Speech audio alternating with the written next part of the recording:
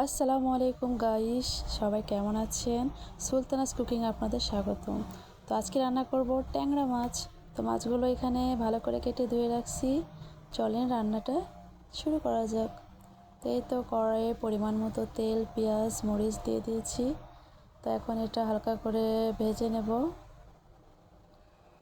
তো এই তো ভাজা হয়ে গেলে এখন বাকি মশলাগুলো সব পরিমাণ মতো অ্যাড করে দিয়েছি। দিয়ে এখন ভালো করে মশলাটা কষিয়ে নেব।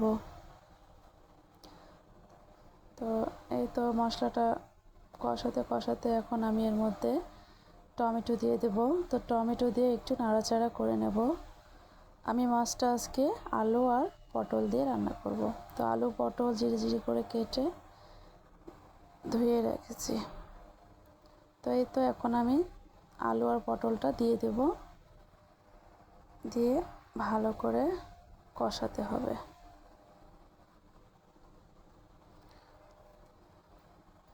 তো এই তো তরকারিটা ভালো করে মশলার সঙ্গে মিশিয়ে নিচ্ছি। এটা একটু সময় নিয়ে কষাতে হবে। নাড়াচাড়া করে আমি এটা এবার ঢেকে দেব।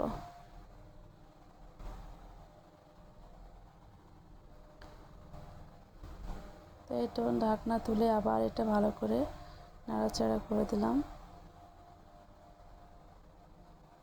তো প্রায় তরকারিটা কষানো হয়ে গেছে, এবার মাছগুলো দিয়ে দিলাম। তো মাছটা দিয়ে এবার আমি 5 মিনিটের মতো হালকা করে নাড়াচাড়া করব।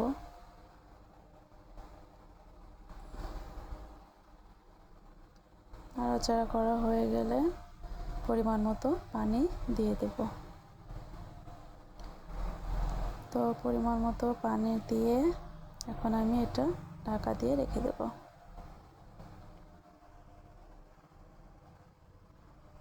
মাছটা রান্না কিন্তু অনেক মজা হয়েছিল, সবাই প্রশংসা করছিল। তো এই তো রান্নাটা ঢাকনা তুলে যে পানি অনেকটা শুকিয়ে গেছে, এবার একটু নাড়াচাড়া করে দিলাম। তো এই তো ঢাকা দিয়ে দিলাম।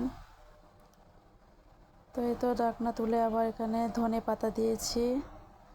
তো রান্না প্রায় শেষের দিকে, এখন এটা নামিয়ে নেব। এই তো রান্নাটা কেমন লাগলো সবাই লাইক কমেন্ট শেয়ার করুন। আল্লাহ হাফেজ।